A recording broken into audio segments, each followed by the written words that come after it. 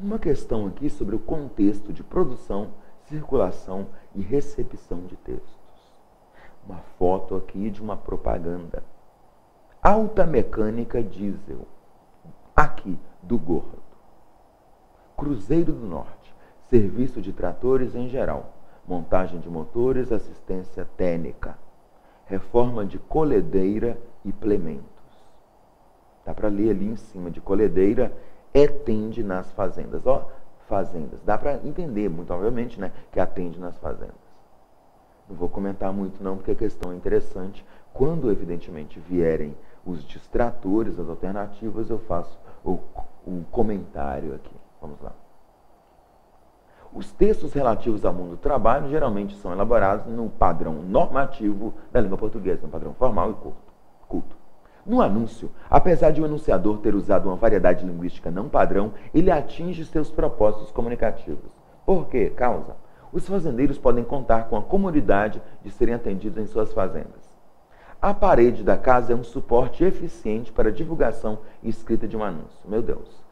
Em tese, a letra B é absurda. A letra A é até razoável, mas é muito ruim. Tá? O suporte do anúncio é um jornal, tá? É uma revista, é um panfleto, um folder, tá? Um flyer. Não é normal fazer um anúncio, não é comum. Tá?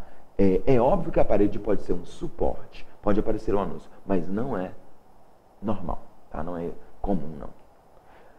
O anúncio atingiu o propósito comunicativo porque a letra de forma torna a mensagem mais clara de modo a facilitar a compreensão. Meu Deus, absurdo, né? Pelo amor de Deus. Os mecânicos especializados em máquinas pesadas são raros na zona rural. É claro que os mecânicos são raros, mas o anúncio atingiu o propósito comunicativo por outro motivo, por outra causa. O contexto e a seleção lexical permitem que se alcance o sentido pretendido. Olha só, lexical são as palavras, né? As palavras aqui. Aqui tem, etende nas fazendas, está escrito, está até em destaque, colhedeira e plementos. Plementos aqui são, parece que suplementos, tá? Que são elementos que têm a ver com tratores. Está escrito tratores ali em cima. Colhedeira parece que é colhedeira. O cidadão que precisa de serviço sabe que se fala oralmente, que costumeiramente nesse lugar se fala colhedeira e plemento. Então é a seleção lexical que garante a efetividade, que garante o sucesso dessa propaganda, tá? Da propaganda que está aqui do meu lado. É uma questão muito interessante, tá? E obviamente tem a intencionalidade, o objetivo comunicativo atinge o objetivo porque usa palavras específicas, tá, de um contexto de comunicação.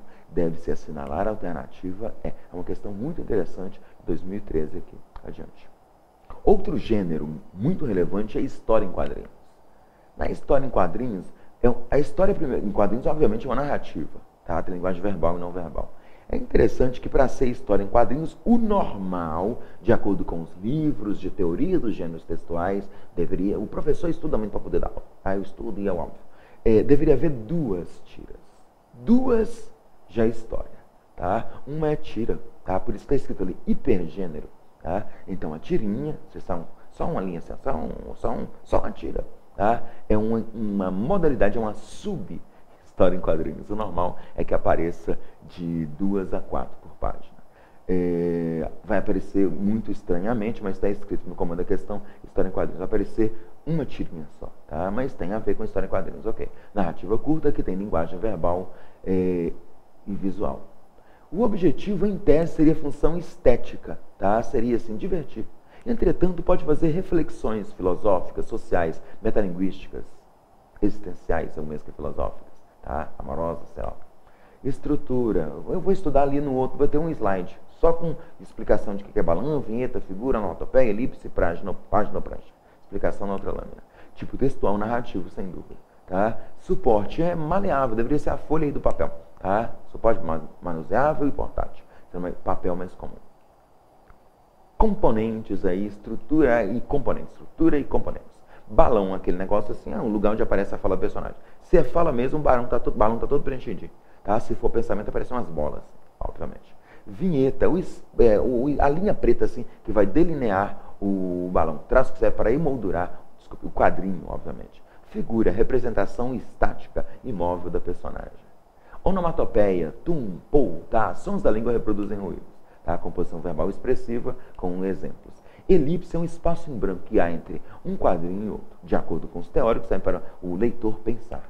Ok? Cada um na sua. Página ou prancha, onde aparece o conjunto de 2 a 4 tiras. O conceito muito técnico é 2, 3 ou 4 é história em quadrinhos. Uma só é tira, mas sem problemas.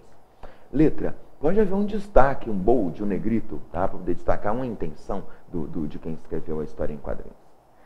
Outros elementos. Caracteres desconhecidos, em geral, representam um palavrão, repetições, etc. Pode dar o print. Muito bom, adiante. Olha quem vem lá, o HTML. Fala HTML, como vão as coisas? Barra div, barra span, br, clear all, br, script. Script, span df, div align left, br, bold, b. Uma boa, e vocês? Fecha b, br. O HTML, sem dúvida, é uma linguagem de programação muito elementar. Tá? Tão elementar que eu acho que quase todo mundo domina aqui. HTML é personagem aqui e vamos ver o que a questão quer. Os quadrinhos exemplificam que as histórias em quadrinhos constituem um gênero textual em que a imagem pouco contribui para facilitar a interpretação da mensagem. Absurdo, até porque é verbal e não verbal. Como pode ser constatado no primeiro quadrinho. É absurdo. No primeiro quadrinho tem um espaço em branco. Os 2 cidadãos, 2 dos cidadãos que participam da história estão bem alinhados aqui à direita. A ideia, como eles olham para a esquerda, é que o HTML vai aparecer tal qual ele aparece no quadrinho posterior. Então, obviamente, os elementos verbais e não verbais corroboram, auxiliam no processo de produção de sentido. A letra A é absurda. Quadrinho é um gênero textual cuja linguagem se caracteriza por ser rápida e clara. Sem dúvida, parece com a fala. O que facilita a compreensão, sem dúvida, parece com a fala. O que você percebe na fala do segundo quadrinho? Isso aqui, ó, o que está aqui do lado. Isso aqui é fácil e rápido? Não, você tem que conhecer o código. A explicação da letra B é ótima. O exemplo é absurdamente ruim. Então, A está errada e B está errada. A história em quadrinhos é um gênero em que o uso de letras com espessuras diversas o uso está ligado a sentimentos expressos pelos personagens, como pode ser percebido no último quadrinho. No último quadrinho não há nenhuma letra com espessura diversa. No primeiro há. No primeiro quadrinho eles estão destacando, vai aparecer uma personagem que se chama HTML. Tá? Muito bem. A explicação da letra C é muito boa, mas o exemplo é péssimo. Esse como é, evidentemente, da ideia de exemplo aqui, muito ruim, nem A nem B nem C. A história em quadrinho é um gênero textual que possui em seu texto escrito características próximas de uma conversação face a face, como pode ser percebido no segundo quadrinho. No segundo quadrinho, eu tenho uma interação face a face? Sim. Dois falam e depois um fala.